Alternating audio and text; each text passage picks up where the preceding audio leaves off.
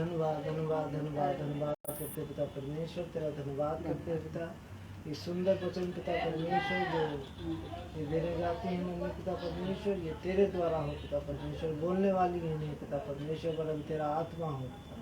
तेरे हाथों में सौंपते सारी बातों को पिता परमेश्वर, सारा ये वचन को पिता परमेश्वर तेरे हाथों में सौंपते हैं। बलवंत हो बहुत आया से पिता परमेश्वर, तेरी आशीष मांगते हैं पिता परमेश्वर, सुनने वालों के हृदयों में जाए और काम करे पिता। तेरे हाथों में सौंपते हैं पिता परमेश्वर, यीशु के नाम से आमीन। Praise the Lord. पटिशा बेटे को बहुत आशीष दे, बेटे डेनिस को।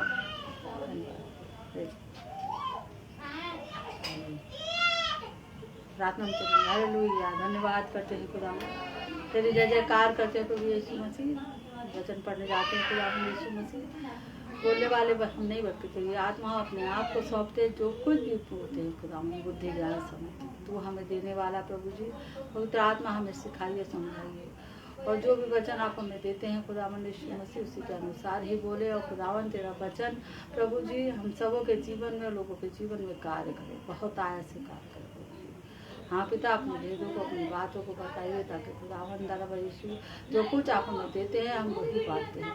धन्यवाद करते हैं मेरे पिता, और वचन के द्वारा खुदावन यीशु मसीह हम सब दुनिया आशीष पाए। प्यारे पिता, अपना हाथ खुदावन यीशु मसीह अल्लाह को बड़ी आशीष करते, बुद्धि ज्ञान हम छिप जाते थे, हम घटे तुम प्रार्थना को यीशु के नाम से मांगते हैं, आमीन। Praise the Lord. जय मसीह की। परमेश्वर का धन्यवाद करते हैं सुंदर समय के लिए। एक बार फिर खुदावन यीशु मसीह ने हम सबों को मिलाया, इसके लिए धन्यवाद करते हैं, क्योंकि उसके फजल के द्वारा ही हम इस पृथ्वी पर जीवित हैं, और उसकी महिमा स्तुति करते हैं। ये भी उसका अनुग्रह है हमारे और आपके लिए कि हम सब उसमें पाए जाते हैं। ये उसकी दया है, ये उसकी दया है। अगर उसकी दया नहीं हो तो हम पृथ्वी पे कभी भी नहीं रहेंगे, और ये उसकी दया से ही हम पृथ्वी पे कायम है। जिंदगी ज़मीन पे उसने हम सबों को कायम रखा है। ये उसकी बड़ी दया है कि हम सब पाए जाते हैं, चलते फिरते उठते बैठते हैं, और उसकी महिमा स्तुति करते हैं। उसका अनुग्रह हम पे बना रहता है, प्रति भोर उसकी करुणा नई होती है। ये सबसे बड़ी बात हमारी कि हमारा प्रभु यीशु मसीह हमारे साथ ये कलाम जिंदा है, जो हमसे और आपसे बातचीत करता है, और हमें वो बातें बताता है जो बातें परमेश्वर ने हम सबों के लिए रखी हैं। प्रभु यीशु मसीह की बातें जो प्रभु यीशु मसीह ने हम सबों के लिए रखी हैं, और जो जिन बातों से उसने हमें छुड़ाया है। यीशु मसीह आया है, और किस लिए आया है? हमारे और आपके पापों का उद्धार करने के लिए आया है, और हमें स्वर्ग ले जाने के लिए आया है। ये हमारी और आपकी कोई कुव्वत लियाकत नहीं है, ये उसकी ही बड़ी दया के कारण है। मनुष्य पहचानता नहीं है, बोलता है इस पृथ्वी पे हम हैं, विपत्तियों में पड़े हैं, तकलीफों में, लेकिन वो जो जीवन परमेश्वर ने दिया है, वो जीवन को वो समझ नहीं पा रहे हैं कि उसने ये जीवन क्यों दिया। आज जीवित पाए जाते हैं, हमारे हाथ चल रहे हैं, हमारे पैर चल रहे हैं, हमारी आंखें चल रही हैं, सब कुछ है। कुछ भी ऐसी चीज़ें पार्ट्स उसने खराब नहीं हमारे रखे हैं, बल्कि ये उसकी ही दया के कारण है कि उसने हमारे पापों को अपने ऊपर ले लिया और क्रूस पे चढ़ा। ये बातें लोगों को नहीं दिखती हैं, लेकिन ये बातें लोगों को, हमारे पास आशीष कितनी है, हमने क्रिसमस के कपड़े कितने सिलाए, हमने कितना क्या किया, ये सब चीज़ों में लोग ज़्यादा रहते हैं। उसकी बरकतें नहीं गिनते कि पूरे साल परमेश्वर ने हमें और आपको संभाल के रखा, हमारे बच्चों को संभाल के रखा, कोई हानि नहीं होने दी उसने। हाँ? लेकिन मनुष्य क्या करता है? वो धन की ओर ज़्यादा भागता है, परमेश्वर की बातों पे कम चित्त लगाता है। 2021 में 2022 आ गया, 22 में हम लोग रह रहे हैं, उसके बावजूद परमेश्वर ने हमें 21, 22, उससे पहले भी जब से हम इस पृथ्वी पर आए हैं परमेश्वर ने संभाला, और अब 23 आने वाला है, 23 आने वाला है। परमेश्वर ने पूरे साल हम सबों को संभाला है, जीवित रखा है। ये सबसे बड़ी बात है। बहुत सारी बातें मनुष्य इस बात पे चित्र नहीं लगाता है। मेरा बेटा कह रहा था एक दिन कि मम्मी हम लोग के हाथ पैर सब चलते हैं, सुबह उठते हैं, चलते हैं। हमसे परमेश्वर कह रहा था कि एक एक बात का धन्यवाद दो, तुम अभी सुबह उठ के उठ पाते हो, इस बात का भी धन्यवाद दो। तुम आराम से लैट्रिन बाथरूम में आते हो, इस बात का भी धन्यवाद हो। खा लेते हैं, इस बात का भी धन्यवाद हो। जहाँ चाहते हैं वहाँ चले जाते हैं, इस बात का भी धन्यवाद हो। हाथ पैर चलते हैं, बहुत से लोगों का किसी का हाथ काम नहीं कर रहा है, किसी की आंखें साथ नहीं दे रही हैं, किसी की ज़बान साथ नहीं दे रही है, किसी की कुछ नहीं साथ दे रहा। आपको बता रहे हैं कि ऐसे ऐसे लोग हैं जो बिस्तरों पर पड़े हैं, बेड पर पड़े हैं, उनका कुछ भी पार्ट्स काम नहीं देता, सिर्फ वो जिंदा है, सांस ले रहे हैं बस। उनको लोग उठाते हैं, नहलाते हैं, खिलाते हैं, ऐसे कर। आप उन लोगों से भी अगर मिलेंगे, अगर वो मसीह में है तो वो भी धन्यवाद करते हैं, वो भी कहते हैं परमेश्वर का धन्यवाद। ऐसे ऐसे लोग भी पृथ्वी पर पड़े हैं, लेकिन यहाँ पे लोग ये चाहिए, वो चाहिए, वो चाहिए, वो चाहिए, वो चाहिए, और परमेश्वर की बातों की खोज में नहीं रहते। तो हमें किसकी बातों की खोज में रहना है?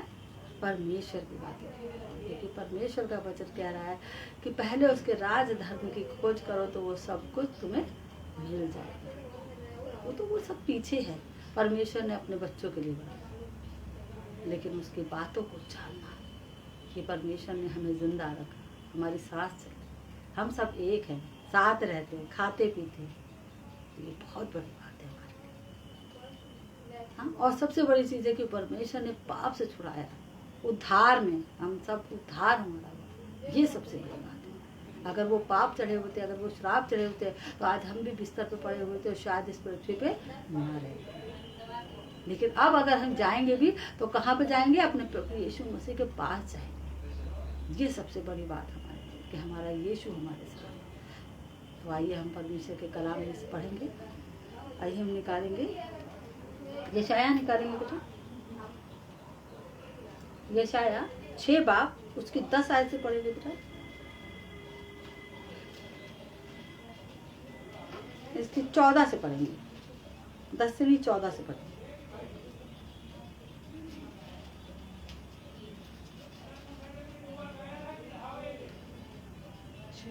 उसकी 14 है।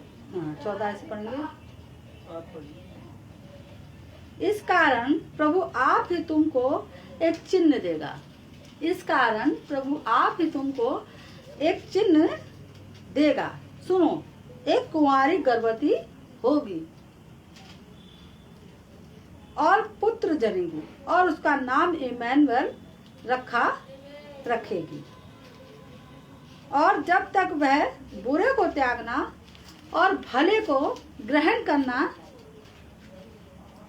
न जाने तब तक वह मक्खन और मधु खाएगा। क्योंकि उससे पहले कि वह लड़का बुरे को त्यागना और भले को ग्रहण करना जाने, वह देश देशों जिनके दोनों राजाओं से तू घबराता है।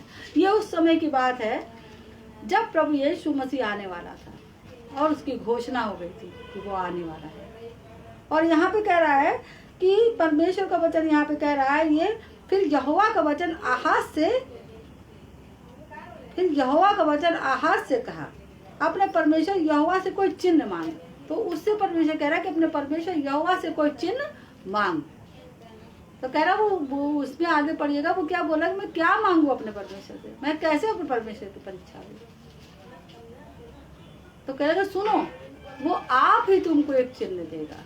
और क्या कह रहा है कि इस कारण प्रभु आप ही तुमको एक चिन्ह देगा। सुनो, एक कुंवारी गर्भवती होगी। सुनो, एक कुंवारी गर्भवती होगी और पुत्र जनेगी। और क्या जनेगी? पुत्र जनेगी। कुंवारी और वो भी गर्भवती। सोचिए कि अगर इस संसार में कोई कुंवारा है, गर्भवती हो जाता तो उसको किस नजर से लोग देखते हैं। लेकिन परमेश्वर की योजना थी उनके लिए। और जब परमेश्वर जीवन में कोई योजना करता है तो उसके साथ उसके बचाव का भी उपाय करता है। क्योंकि परमेश्वर जब कोई काम करता है तो वो उसके साथ वो उपाय भी करना जानता है। तो यहाँ पे कह रहा है कुंवारी गर्भवती होगी और पुत्र जनेगी और उसका नाम इम्मानुएल रखा जाएगा। इम्मानुएल का अर्थ है अर्थात तो परमेश्वर हमारे साथ है। और यहाँ पे कह रखेगी और जब तक वह बुरे को त्यागना और भले को ग्रहण करना न जाने तब तक वो मक्खन और मधु खाएगा। तो प्रभु यीशु मसीह क्या थे? वो कुंवारी से गर्भवती हुए थे और जो कुंवारी स्त्रियां होती हैं उनके दूध नहीं उत्पन्न होता, क्योंकि वो कुंवारी होती है। और यीशु मसीह यहाँ पे जब पैदा हुआ तो यहाँ पे फिर बताया जा रहा है कि वो मक्खन और मधु खाएगा। उसने यहाँ से बता रहा है, क्लियर बता रहा है कि उसने अपनी माँ का दूध नहीं पिया था। उसके लिए इंतजाम पहले से हो गया था, क्योंकि वहाँ पे उस देश में बड़ा अकाल आ गया था। अगर आप नीचे पढ़ेंगे इसको तो समझेंगे, वहाँ पे बड़ा अकाल आ गया था और वहाँ पे खाने की घटी हो गई थी। और वहाँ पे मक्खियों को परमेश्वर ने बुलाया था जो उन छत्तों को बना रही थी, कि जिससे कि बहुत ज्यादा वहाँ पे मधु इकट्ठा हो रहा था। और गाय भेड़ बकरी के दूध इतना हो रहा था कि मक्खन इतना बन रहा था वहाँ पे। यीशु मसीह के आने से पहले ये इंतजाम शुरू हो गया था। और आपको बता रही हूँ कि वहां पे खाने की भी घटी हो गई थी। जब यहाँ पे, क्योंकि परमेश्वर ने उनको इकट्ठा किया था, उन मक्खियों को इकट्ठा किया था। उसने कहा था मैं सीटी बजा के बुलाऊंगा, और वहां पे उसने इकट्ठा किया था। और वहां पे वो मक्खियां क्या करने लगी थी, छत्ता बनाने लगी थी, क्योंकि यीशु मसीह के इंतजाम के लिए सारी चीजें, ये चीज पहले से ही शुरू हो गई, क्योंकि परमेश्वर का पुत्र जगत में आने वाला था। एक बच्चा जब पैदा होता है, नॉर्मल स्थिति में पैदा होता है, अगर नॉर्मल कोई माँ होती है तो आप बताइए कि जो एक स्त्री पुरुष से के संबंध से जो परमेश्वर ने ठहराया, उससे जो पैदा होता है बच्चा, उसके लिए माँ की स्तन में दूध आ जाता है और वो उससे पेट भरता है। उसके बाद जब वो खाना खाने वाला होता है, उसके दांत आ जाते हैं। तो परमेश्वर पहले से इंतजाम करता है हर चीज़। मनुष्य अपने लिए बहुत कुछ सोचता है, बहुत चिंता करता है, अरे क्या होगा, हमारे आगे आने वाले बच्चों का क्या होगा, हमारे लोगों का क्या होगा, हमारे उनका क्या होगा, बहुत ज़्यादा चिंता करता है। लेकिन वो परमेश्वर की बातों पे मन नहीं लगाते कि अगर परमेश्वर ने ये पेट दिया है तो उसका इंतजाम भी वो करता है। उसको सब मालूम है, कह लगे तुम्हारे पिता को मालूम है कि तुम्हें क्या चाहिए।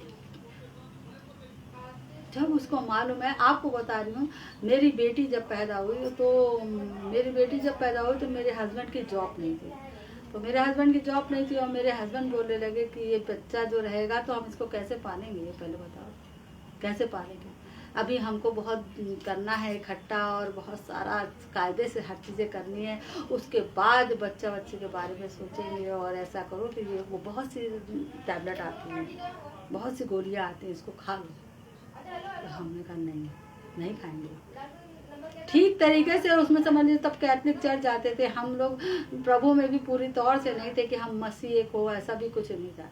लेकिन कहा नहीं हटाएंगे, क्योंकि प्रभु यीशु मसीह, उस समय भी परमेश्वर ने मुझे वचन याद दिलाया था कि उस आकाश के पक्षियों को देखो, वो कैसे खाते हैं, ना वो बोते हैं ना वो परिश्रम करते, फिर भी तुम्हारा स्वर्गीय पिता खिलाता है। तो जब वो पक्षियों को खिलाता है तो क्या इस बच्चे को नहीं खिलाएगा? खिलाएगा जरूर। और हम इस बच्चे को नहीं हटाएंगे, क्योंकि परमेश्वर नहीं कहता खून नहीं करना। जब बुद्धि आई, नहीं इसको हटाना, और उस बच्चे को नहीं हटाया। आज वो मेरी बेटी, आपको बता रहे हैं, उसका परमेश्वर ने शुरू से इतना अच्छा पालन पोषण किया। वो इंग्लिश मीडियम में पढ़ी, बहुत अच्छी पढ़ाई की, कानपुर का टॉप स्कूल है, वहाँ पे उसकी पढ़ाई करी, और उसको शुरू से हर चीज़ की हेल्प मिलती रही, मदद मिलती रही। आपको बता, हम पापा ने भी उसके खूब परिश्रम किया उसके लिए, उसको ऐसा पाला पोसा, और आज उसकी शादी ऐसे घर में हुई है। परमेश्वर का धन्यवाद है कि जिन परिवार ने हम लोगों को बपतिस्मा दिया, उन्हीं घर में उसकी शादी हुई है, जिस पास्टर ने, उन्हीं के बेटे से शादी हुई। और अभी भी बेटी हमारी जॉब करती है, और बहुत अच्छे, सब कुछ बेस्ट उसका। वो उसको जब आप किसी को परमेश्वर के सहारे छोड़ते हैं तो परमेश्वर उसका इंतजाम भी करता है। लेकिन जब आप खुद से परिश्रम करते हैं, ठीक है, परिश्रम करना ठीक है, लेकिन वो भी हम परमेश्वर के ही अनुसार करेंगे। और जब इंसान अपने अनुसार जीवन करता है तो फिर वो क्या होता है, तकलीफ में होता है।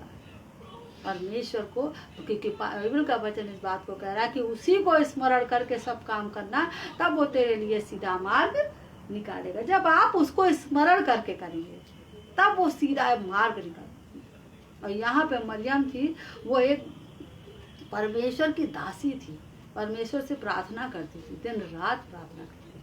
और परमेश्वर को प्रार्थना करने वाली स्त्रियाँ बहुत ही अच्छी लगती हैं। प्रार्थना तो बहुत करते हैं, लेकिन आत्मा सच्चाई से जो करते हैं ना, जो आत्मा सच्चाई से प्रार्थना करते हैं, परमेश्वर को वो चीज़ें अच्छी लगती है, परमेश्वर का अनुग्रह उन पे होता है, तभी वो प्रार्थना कर पाती है। अगर अनुग्रह नहीं है तो प्रार्थना भी नहीं कर सकते। 2 मिनट करेंगे, इधर उधर मन लगेगा, खाना बना ले, ये कर ले, मोबाइल चला ले, ऐसा ऐसा होगा। लेकिन अगर परमेश्वर की ओर से है तो वो अनुग्रह होता है, ये भी कि जो परमेश्वर से प्रार्थना करती है। मरियम पे ये अनुग्रह हुआ और उनके द्वारा योजना के तहत ही यीशु मसीह आए, क्योंकि यीशु मसीह का आना तय था। अगर वो नहीं आता तो हम और आप कभी निजात नहीं पाते, कभी छुटकारा नहीं पाते। उसके आने से हमें और आपको छुटकारा मिला।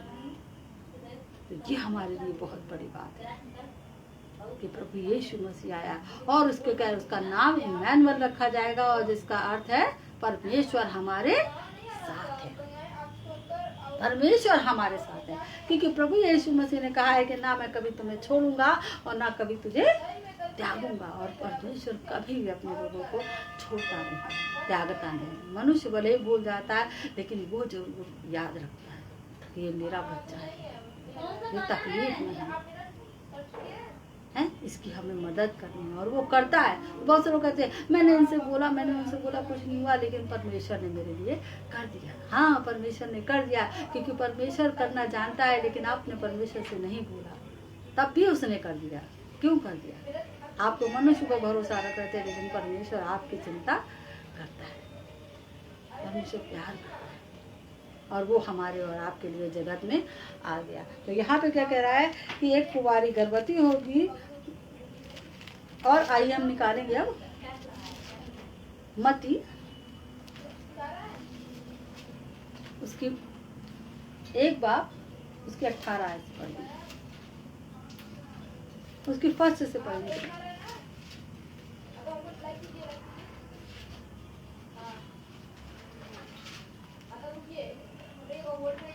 यीशु मसीह का जन्म इस प्रकार से हुआ कि जब उसकी माता मरियम की मंगनी यूसुफ के साथ हो गई, तो उनके इकट्ठा होने से पहले ही वे पवित्र आत्मा की ओर से गर्भवती पाई गई। हाँ, यीशु मसीह का जन्म आप देखिए, यीशु मसीह के जन्म में वहाँ पे घोषणा हुई थी, और यहाँ पे जन्म की बात हो रही है।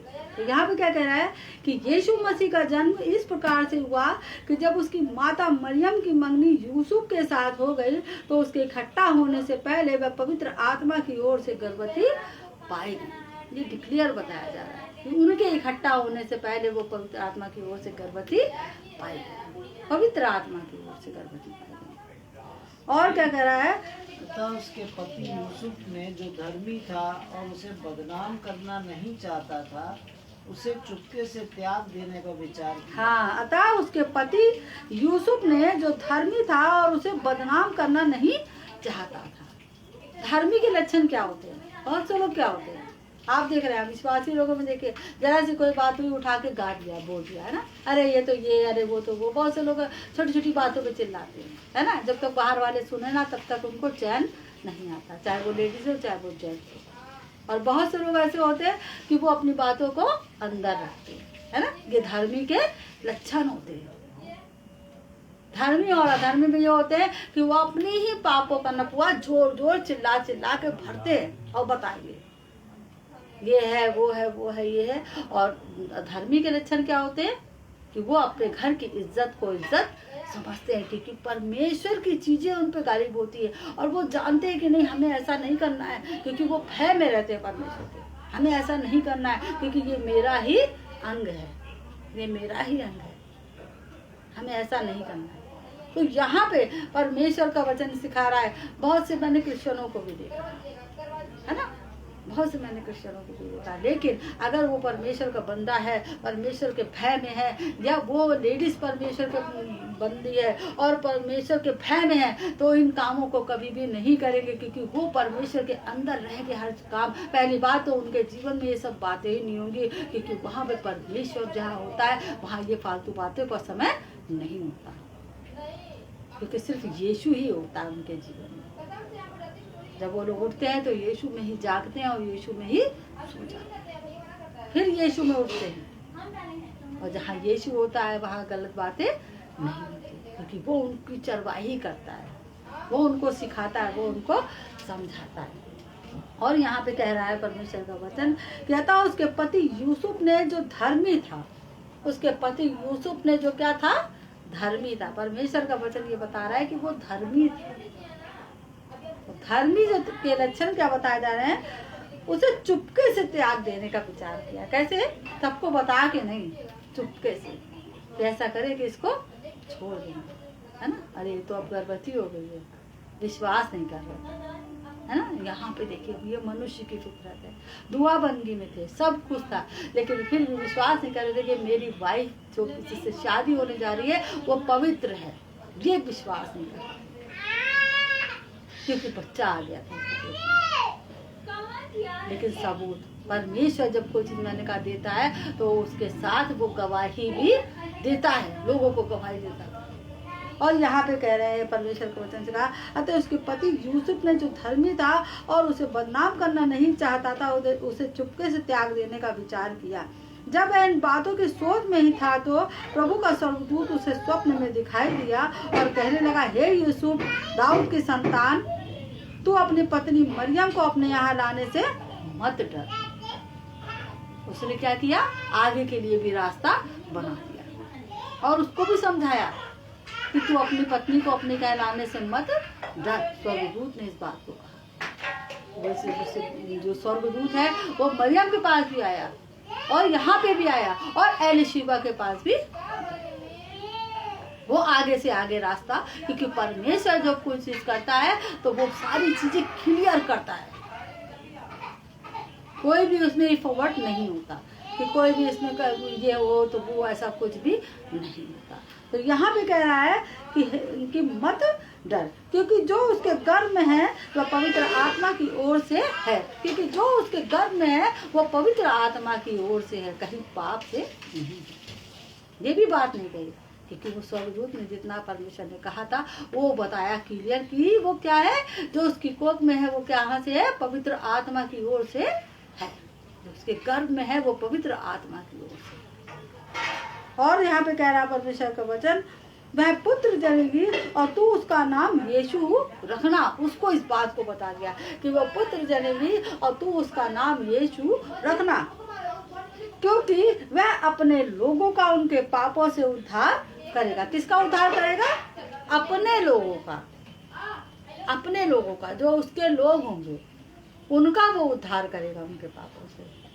क्योंकि परमेश्वर का वचन प्रभावशाली होता है। एक एक वचन को ध्यान से जब पढ़ेंगे तो आपको समझ में आएगा कि वो किसके लिए भेजा गया, क्यों भेजा गया, कैसे भेजा गया और क्या कारण से वो भेजा गया और वो आया कहाँ पे है। और यहाँ पे कह रहा है कि वह अपने लोगों का उनके पापों से उद्धार करेगा।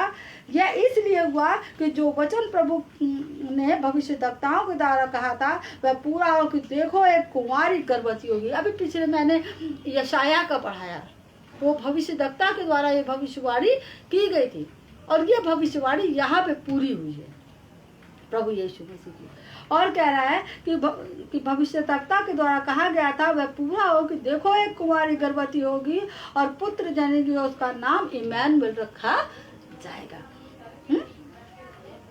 जिसका अर्थ परमेश्वर हमारे साथ है, जिसका अर्थ है कि परमेश्वर हमारे साथ। तो ये जो भविष्यवाणी वहां पे कही गई थी ये यहाँ पे पूरी होती है कि प्रभु यीशु मसीह इस जगह पे यहाँ पे आके खत्म और बताया है कि वो उस समय करी गई थी भविष्यवाणी, ऐसा ऐसा होगा और यहाँ पे आके ये चीज क्या पूरी हुई। क्योंकि परमेश्वर का वचन ऐसा नहीं है कि जो वो बोले और हो ना, वो होगा जरूर। बहुत सी बातें परमेश्वर ने आपको बोली होंगी और वो जाके पूरी हुई, ऐसा नहीं कि पूरी नहीं हुई, जरूर। मनुष्य कहते अरे क्या बात है पूरी नहीं हुई अभी तक ये समय, लेकिन नहीं, वो अपने समय पे काम करता है। आपने पढ़ा हुआ वचन में लिखा है कि वो समय पे मेघ बरसाता है, हर चीज समय पे जानता है, हर बात का समय होता है, बोने का समय, काटने का समय, हर चीज का समय होता है। और यहाँ पे भी क्या हुआ कि समय के अनुसार जिस समय कहा गया था उसी समय पे हर चीजें, और प्रभु यीशु मसीह जगत में आ गया हमारे और आपके लिए, हमारे पापों से उद्धार देने। अगर वो नहीं आता तो हम कभी भी छुटकारा नहीं पाते, अगर वो नहीं आता हम कभी भी स्वर्ग की तैयारी नहीं करते। ये उसकी बदौलत है। ये उसकी बदौलत है जो आज आप और हम उसमें पाए जाते हैं। एक वचन और पढ़ेंगे, इसका लूका है, उसकी 2 बाब उसकी 8 आयत से पढ़ेंगे।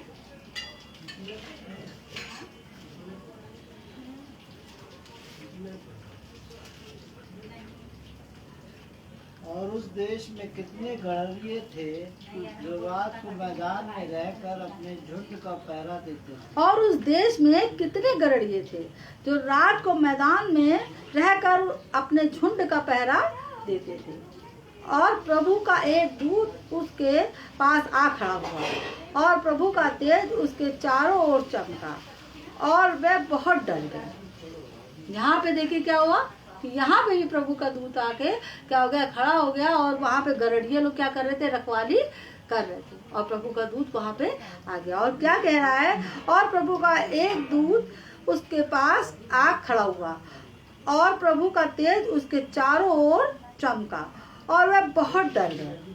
तब स्वर्गदूत ने उससे कहा, मत डरो, क्योंकि देखो मैं तुम्हें बड़े आनंद का सुसमाचार सुनाता हूँ जो सब लोगों के लिए होगा, कि आज दाऊद के नगर में तुम्हारे लिए एक उद्धारकर्ता जन्मा है और यही मसीह यीशु है। क्या हुआ, वहां पे पैदा हुआ और यहाँ पे क्या कर दिया, यहाँ पे भी बताया जा रहा है। जगह जगह देखिए स्वर्गदूत कैसे आ रहे हैं और उसकी गवाही दे रहे। पहले दी, उसके बाद यहाँ पे दी, वहां यूसुफ को दी और यहाँ पे गड़रियों को भी दी। और रोशनी चमकी और क्या बता रहे हैं कि तुम्हारे लिए, है ना, और क्या करा है कि तुम्हारे लिए एक उद्धारकर्ता जन्मा है और यही मसीह प्रभु है। और इसका तुम्हारे लिए यह पता है कि तुम एक बालक को कपड़े में लिपटा हुआ और चरनी में पड़ा हुआ पाओगे।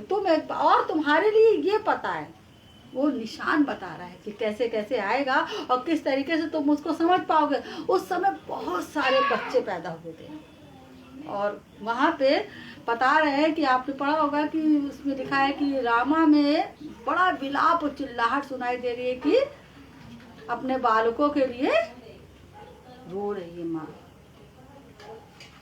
यहाँ पे बता रहे हैं कि वो इतना वहाँ चिल्लाती कि बताया जाता है कि उतनी उम्र के जितने बड़े बच्चे थे सबको मरवा दिया जा रहा था। इसलिए प्रभु यीशु मसीह को वहाँ से लेके जाना था, क्योंकि यीशु मसीह के लिए भी लोगों ने कहते क्या करा है, तो वो उसको यहाँ से हटाना है। क्योंकि राजा अगर पैदा होगा तो हमारे क्या पैदा होगा, वहाँ कैसे हो जाएगा। लेकिन जो चीज़ आती है उसको परमेश्वर हिफाजत भी करता है, क्योंकि मसीह का आना तो तय था और फिर मसीह आएगा। क्योंकि जैसे ये आया है, ये भविष्यवाणी पूरी हुई है, वैसे वो भी पूरी होगी और यीशु मसीह आएगा और हम सबको ले जाएगा। क्योंकि उसने वायदे के अनुसार हमें और आपको पवित्र आत्मा दिया है। जिनको मिल गया है उनको उसके लिए धन्यवाद है, और जिनको नहीं मिला है वो ये प्रार्थना करें कि परमेश्वर उनको पवित्र आत्मा का दान दे, क्योंकि ये उनके लिए रखी है, वाचा है। उस वाचा को परमेश्वर उनके लिए पूरी करे, जरूर देगा वो मांगने वाले को। और यहाँ पे कह रहा है कि तब एकाएक चरनी में पड़ा हुआ पाओगे। तब एकाएक उन स्वर्गदूतों के साथ स्वर्गदूतों का दल परमेश्वर की स्तुति करते हुए और यह कहते हुए दिखाई दिया कि आकाश में परमेश्वर की महिमा और पृथ्वी पर उन मनुष्यों में जिससे वे प्रसन्न है शांति हो। किसके ऊपर शांति रहेगी? जिससे प्रभु यीशु मसीह प्रसन्न है, परमेश्वर प्रसन्न है, उस पे शांति, उनके घरों में शांति रहती है। परमेश्वर का धन्यवाद है इस सुंदर कलाम के लिए कि जो उसने हमसे और आपसे बातचीत करी। और यहाँ से लेके स्वर्ग से लेके पृथ्वी तक पूरे में हलचल मच गई कि प्रभु यीशु मसीह और वो हमारे और आपके लिए आया।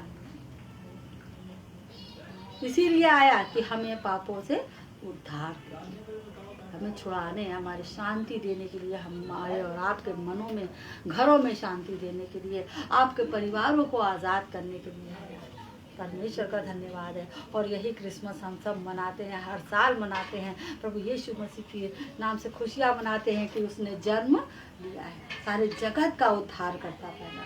और परमेश्वर का कलाम कहता है यदि जो कोई विश्वास करेगा वो नाश नहीं होगा बल्कि अनंत जीवन पाएगा। यूहन्ना 3 में लिखा है ये कलाम कि जो कोई उस पर विश्वास करेगा वो नाश नहीं होगा बल्कि अनंत जीवन पाएगा। अनंत जीवन देने के लिए आया हमें और आप।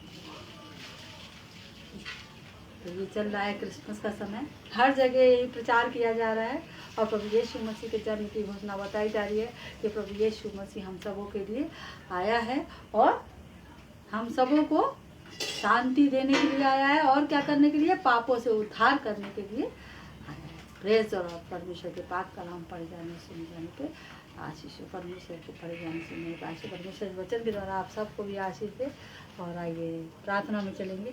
धन्यवाद करते हैं खुदावन, हम तेरा धन्यवाद करते हैं सुंदर कलाम के लिए प्रभु जी, धन्यवाद करते हैं जो वचन दिया खुदावन, इसके लिए धन्यवाद करते हैं कि तू हमारे लिए आया प्रभु यीशु मसीह, छोटा बालक बन के आया प्रभु यीशु मसीह, हमारे मनों में तू राज्य करता है खुदावन यीशु मसीह। है प्रभु यीशु मसीह, हम धन्यवाद करते हो, यही चाहते हैं खुदावन यीशु मसीह कि तू खुदावन यीशु मसीह मनों में जन्म ले प्रभु जी, ताकि लोग उद्धार पाए और बचाए जाए प्रभु यीशु। जितने लोग भी खुदावन यीशु मसीह इस कलाम को सुनते हैं खुदावन वचन के द्वारा आशीषित पाए जाए प्रभु जी। धन्यवाद करते, तू आशीष दे, ब्लेस कर प्रभु यीशु मसीह, तेरा लहू मांग लेते हैं बुद्धि शरीर मन के प्रभु जी। धन्यवाद करते हो, तेरा वचन 1000 गुना 100 गुना फल लाए प्रभु जी।